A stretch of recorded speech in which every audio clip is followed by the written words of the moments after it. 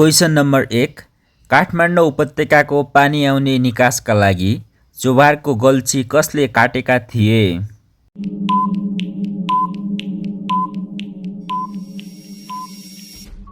यसको सही उत्तर हुन्छ अप्सन डी मञ्जुश्रीले काटेका थिए।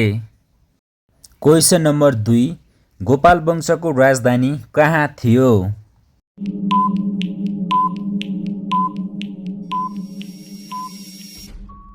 यसको सही उत्तर हुन्छ अप्सन सी काठमाडौँको माता तीर्थमा थियो।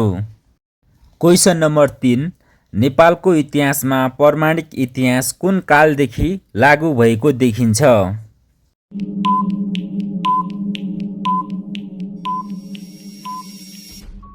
यसको सही उत्तर हुन्छ अप्सन बी लिच्छवी कालदेखि सुरु भएको देखिन्छ।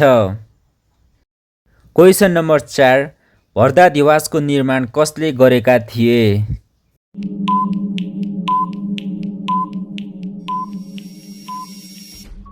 यसको सही उत्तर हुन्छ अप्सन ए राजा नरेन्द्र देवले निर्माण गराएका थिए। क्वेसन नम्बर 5 पशुपतिलाई पञ्चामृतले नुहाउने राजा को थिए?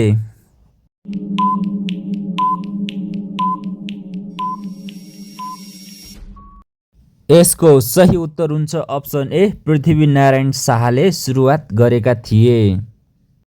क्वेसन नम्बर 6 पाकिस्तानको राष्ट्रिय फूल कुन हो?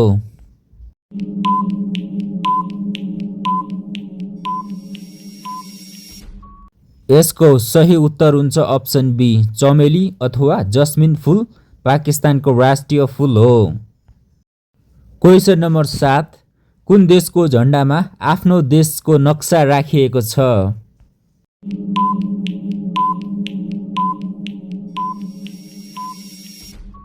यसको सही उत्तर हुन्छ अप्सन डी साइप्रस देश। क्वेसन नम्बर 8 नेपालको इतिहास अनुसार देहाएका मध्य कुन समुदायका मानिसलाई गोपालवंशी भन्ने चलन रहेको छ?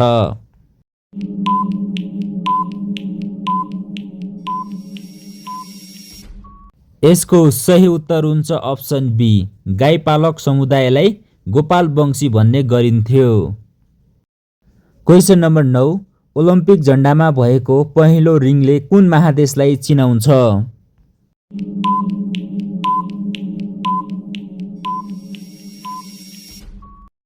यसको सही उत्तर हुन्छ अप्सन बी ओलम्पिक झण्डामा भएको पहिलो रिङले एसिया महादेशलाई चिनाउँछ। क्वेसन नम्बर 10 मङ्सिरमा मात्र बिहे गर्ने जाति कुन हो?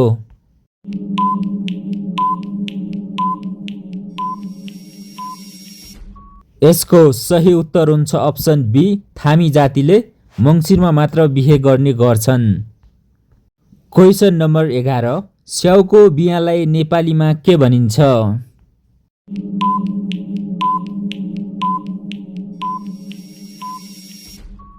यसको सही उत्तर हुन्छ अप्सन ए स्याउको बियालाई भिनाजु भनिन्छ। क्वेसन नम्बर 12 गौतम बुद्ध जन्मने बित्तिकै कति पाइला हिँडेका थिए?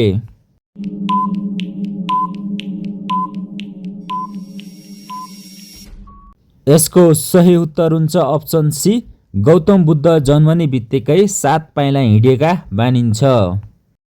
क्वेसन नम्बर 13 एसियाको स्विजरल्यान्ड भनेर चिनिने देश कुन हो?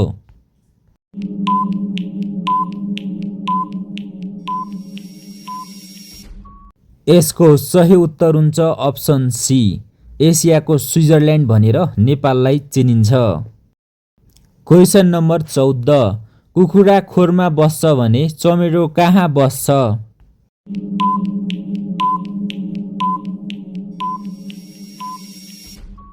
यसको सही उत्तर हुन्छ अप्सन सी दलिनमा बस्छ। क्वेसन नम्बर 15 कुकुर जस्तो कराउने चरा कुन हो?